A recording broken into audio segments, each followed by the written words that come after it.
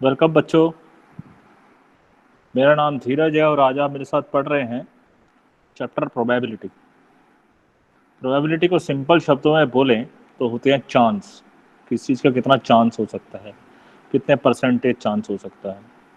जैसे एग्जांपल समझो, जैसे कि एक कॉइन है, इसको 1000 बारी फेंका, 455 बारी हेड आया, 545 टाइम्स टेल आया। तो हेड कितनी बार आया, हेड आने के कितने चांस हुए? 455 आउट ऑफ 100,000। तो ये इसकी प्रोबेबिलिटी हो गई। सो अगर मैं इसको ऐसे लिखूं, प्रोबेबिलिटी ऑफ गेटिंग हेड, तो क्या हो गया, हेड आने की, क्या हेड कितने बार आया है? 455 times, maximum out of 1000 times. So this will be 0.455। ऐसे ही अगर प्रोबेबिलिटी ऑफ टेल, ऐसे लिखने से ना क्या होता है, एक फ़ायदा याद रहता है कि आप किसकी प्रोबेबिलिटी निकाल रहे हो। नहीं तो अभी एक और बात बताता हूँ, इसमें हम बोलते हैं कि इवेंट लिखो। तो इवेंट के पॉइंट ऑफ व्यू से भी ये चीज़ समझी जाती है। तो बता रहा हूँ अभी कैसे वो। तो प्रोबेबिलिटी ऑफ टेल, तो वो क्या हो गया, 545/100,000। मतलब कितने बार से, कितनी बारी आया, favourable upon total, maximum possible outcomes. सही है, बात समझ में आ गई। सो तो प्रोबेबिलिटी को हम कैसे समझते हैं, हम एक इवेंट वर्ड बोलते हैं। इवेंट, जैसे अब हेड आना एक इवेंट है हमारे लिए, तो ई एक इवेंट है, टेल आना भी एक इवेंट है। तो इवेंट को डिफाइन करेगा, आपको इवेंट को बताना पड़ेगा कि जो मैं आपने इवेंट माना है उस इवेंट को आप क्या बोल रहे हो। ठीक है।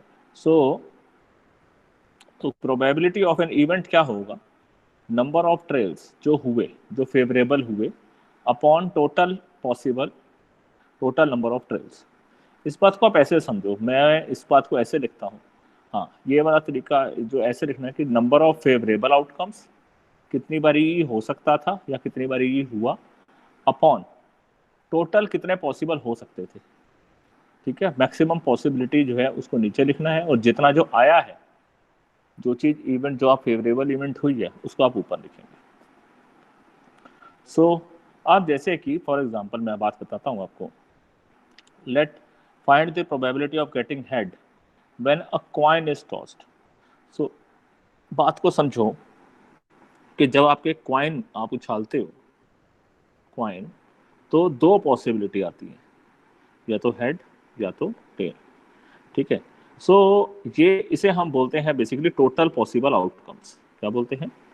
Total possible outcomes. तो टोटल पॉसिबल आउटकम्स कितने हैं आपके पास? दो। काउंटिंग करके बतानी है कितने हैं, 1 और 2। टोटल पॉसिबल आउटकम कितने? अब आपको क्वेश्चन क्या है, कहता है find the probability of getting tail. Tail निकालना है, टेल निकालने की प्रोबेबिलिटी बताना है। तो आप जो ई लिखना है ना, ई, वो ई इवेंट है। लेट ई जो है वो क्या होगा, event of getting tail. Tail आने की क्या इवेंट है? तो टेल कितनी बारी आया? टेल आया आपके पास एक बारी। तो प्रोबेबिलिटी ऑफ ई क्या हो जाएगा, टेल कितनी बारी आया, एक, अपॉन टोटल पॉसिबल आउटकम कितने थे, दो। ठीक है।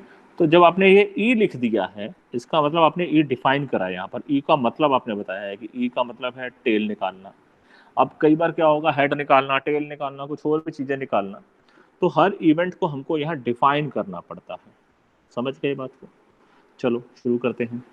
जैसे कि एक क्वेश्चन है, एक बैग में red ball, blue ball, yellow balls हैं, सभी बॉल्स सेम साइज की हैं। Kritika take outs a ball from the bag without looking. What is the probability that she takes out a yellow ball? अब yellow ball, bag में कितनी balls हैं? अ red ball. Question को ध्यान से पढ़ना, शब्दों में बड़ा हेरफेर होता है प्रोबेबिलिटी वाले क्वेश्चन के अंदर। सावधानी हटी दुर्घटना घटी। हल्का सा एक अक्षर आपने नहीं पढ़ा, मतलब बदल जाएगा क्वेश्चन का। ठीक है। तो अब आपको यहाँ क्या करना चाहिए कि फेवरेबल आउटकम्स, फेवरेबल आउटकम्स कि आपका क्या हो सकते हैं, वो हो सकती है red ball, yellow ball, blue ball. तो बेसिकली कितने हैं ये टोटल मिलाकर? ये टोटल मिलाकर 3 केस हैं। ठीक है, ये फेवरेबल आउटकम्स हैं। अब जो इवेंट है, let E1 be the event of getting yellow ball, पहला क्वेश्चन हमारा येलो बॉल का है, तो येलो बॉल, तो वो कितने हैं, फेवरेबल कितना है, एक ही येलो बॉल है उसके अंदर, तो प्रोबेबिलिटी ऑफ E1 क्या हो जाएगा 1/3, फेवरेबल है 1, टोटल कितने हैं 3। इसी तरीके से ही अगर मैं बात करूं कि E2 है, probability of getting red ball, आपने इवेंट डिफाइन करी है, कितने पॉसिबिलिटी हैं, एक, तो प्रोबेबिलिटी ऑफ E2 कितना हो जाएगा 1/3। ऐसे ही अगर मैं बात करूं हूं ब्लू बॉल के लिए E3 है, तो probability of getting blue ball वो भी कितना है 1, तो probability of E3 is equals to 1/3। मेरी बात आपको समझ में आ गई, आसान है, कुछ मुश्किल इशू नहीं है, मेन बात है कि आपको जो इवेंट है वो आपको डिफाइन करना है कि आप क्या बोलना चाहते हैं। कई बार हम इसको जल्दी में ऐसे भी लिख देते हैं, क्या, probability of getting yellow ball, तो कितना है, एक येलो बॉल है, टोटल कितना है 3, probability of getting red ball, so कितना है 1/3, probability of getting blue ball, so that is also 1/3। ये भी सही है वो भी सही है, लेकिन क्या होता है जब बोर्ड में आपका एग्जाम के पॉइंट ऑफ व्यू से अगर मैं बात करूं, तो आपको ये पूरी स्टेटमेंट ऐसे लिखनी चाहिए। जब आप प्रैक्टिस कर रहे हैं, MCQs क्वेश्चन दे रहे हैं, तो फिर ऐसा नहीं भी लिखोगे तो भी चलेगा, सीधा आंसर आप इस तरीके से लिख सकते हैं।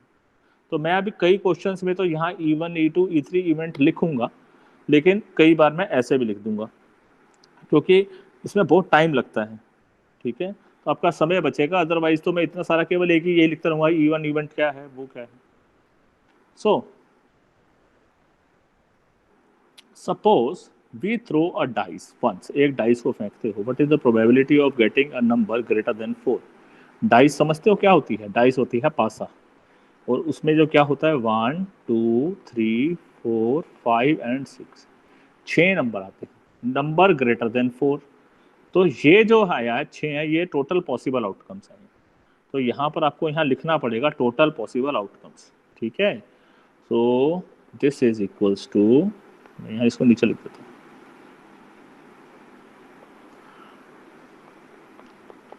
Total possible outcomes.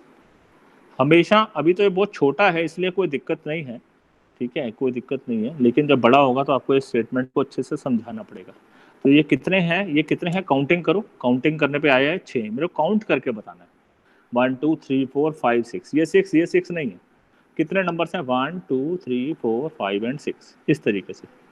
अब आपको क्वेश्चन क्या है, एक इवेंट है, what is the probability of getting number greater than 4, तो पहले आप इसे E1 मानोगे, नाम बताओ इवेंट का, E1 एक इवेंट है, E1 let E1 be the event of number greater than 4, 4 से बड़े क्या होंगे, या तो 5 या तो 6, कितने होंगे 2। ऐसे ही और क्या क्वेश्चन है, probability of event getting a number less than और इक्वल टू 4, 4 या 4 से छोटे, सो एक E2 इवेंट मानते हैं नंबर लेस देन और इक्वल टू 4, तो कौन कौन से होंगे, 4 या 4 से छोटे, मतलब 1 2 3 और 4। अब इसकी अगर आप प्रोबेबिलिटी